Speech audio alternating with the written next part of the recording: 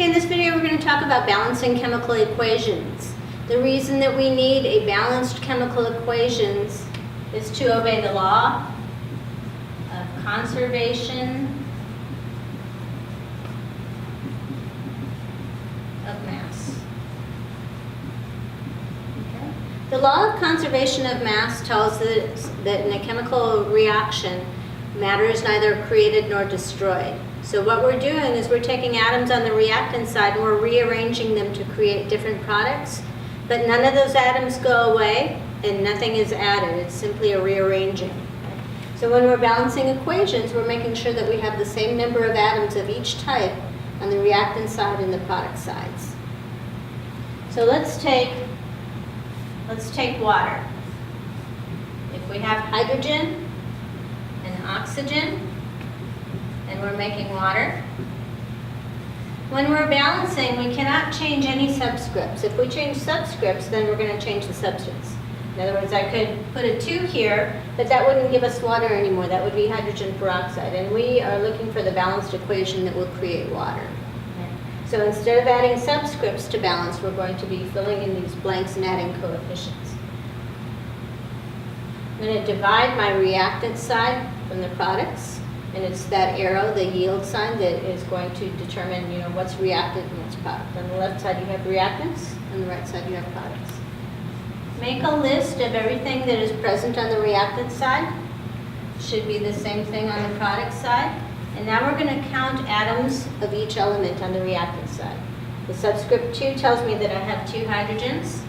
Subscript 2 tells me I have 2 oxygens. On the product side, my subscript 2 tells me I have 2 hydrogens here as well, but I have no subscript, so that means I only have 1 oxygen. So this is not balanced because I have more oxygen on the reactant side than I do on the product side. Well, my hydrogens are already balanced, so I'm going to start by balancing my oxygens. I ask myself, well, what would I need to put in this blank to give myself 2 oxygens? And I put a 2 there. Now that gives me 2 times everything here. So it's going to give me 2 times 2, or 4 hydrogens, and it's going to give me 2 times 1, or 2 oxygens. So now I've got my hydrogens out of balance. What could I put in this blank to give myself 4 hydrogens? I've got a subscript 2. It's going to multiply by 2 to give me 4. If I have 2 moles of H2, then I've got 4 moles of hydrogen atoms. Once these numbers are the same, you've got a balanced equation. If you don't have any number as a coefficient, then it's an assumed 1. Right? You don't have to write that 1. When you're looking at the reaction written out, you're not going to see a 1 there. It's just going to be 2 H2 plus O2 give you 2 H2O. So that was a pretty simple one. Let's try one that's a little more complex.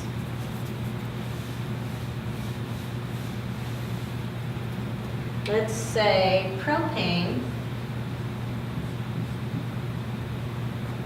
combusted with oxygen is going to yield carbon dioxide and water. So the arrow separates our reactants from our products. We're going to make a list of everything present on both sides. We have carbon, hydrogen, and oxygen. Here we have carbon, hydrogen, and oxygen. So we start making our list. We have 3 carbons on the reactant side.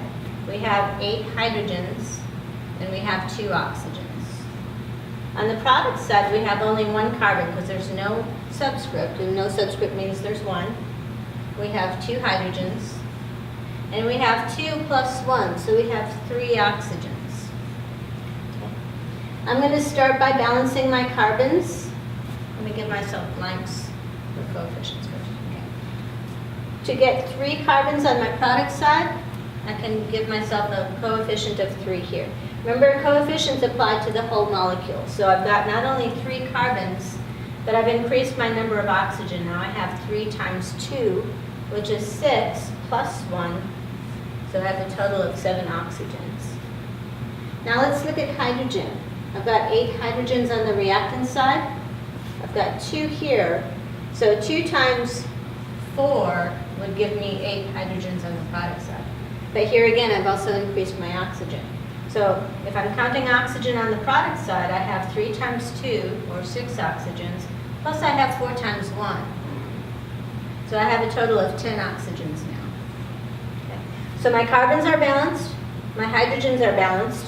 Needing to balance my oxygen, what would I put in this blank to give myself 10 oxygens? This is O2. 10 divided by 2 is going to be 5.